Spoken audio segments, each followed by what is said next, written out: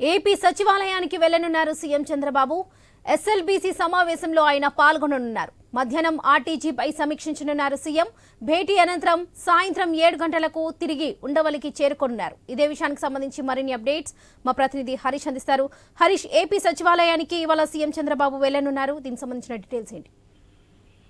లక్ష్మి, మరి కాసేపట్లో ముఖ్యమంత్రి చంద్రబాబు నాయుడు సచివాలయానికి వెళ్తున్నారు. మధ్యాహ్నం 12 గంటల ప్రాంతంలో ఎస్ఎల్బీసీ స్టేట్ లెవెల్ బ్యాంకర్స్ కమిటీకి సంబంధించినటువంటి కీలకమైనటువంటి సమావేశంలో చంద్రబాబు పాల్గొనేటువంటి అవకాశం కనిపిస్తుంది. ఎందుకంటే బ్యాంకర్లకు సంబంధించిన వరకు ఇప్పటికే రుణాలకు సంబంధించినటువంటి అంశాలు, అదేవిధంగా ఇచ్చినటువంటి రుణాలకు సంబంధించినటువంటి పర్సంటేజ్కి సంబంధించినటువంటి అంశాలు, వీటన్నిటికి సంబంధించినటువంటి వ్యవహారాలపైన బ్యాంకర్లతో కీలకమైనటువంటి సమావేశం నిర్వహించేటువంటి అవకాశం కనిపిస్తుంది. ఇందులో భాగంగానే ప్రస్తుతం అభివృద్ధికి సంబంధించి, రాజధాని నిర్మాణానికి సంబంధించి, అదేవిధంగా పరిశ్రమలకు సంబంధించినటువంటి అంశాలు, అందులో బ్యాంకర్లకు అనుసరించాల్సినటువంటి పాత్ర, బ్యాంకర్లు అందించాల్సినటువంటి సహకారం, వీటన్నిటిపైన కూడా ముఖ్యమంత్రి ఈ రోజు కీలకమైనటువంటి ఆదేశాలు ఇచ్చేటువంటి అవకాశం కనిపిస్తుంది. ఇక అదేవిధంగా ఎస్ఎల్బీసీ తర్వాత ఆర్టీజీకి సంబంధించి రియల్ టైమ్ గవర్నెన్స్ కు సంబంధించినటువంటి కీలకమైనటువంటి మరో సమావేశం కూడా ముఖ్యమంత్రి అధ్యక్షతన జరిగేటువంటి అవకాశం కనిపిస్తుంది.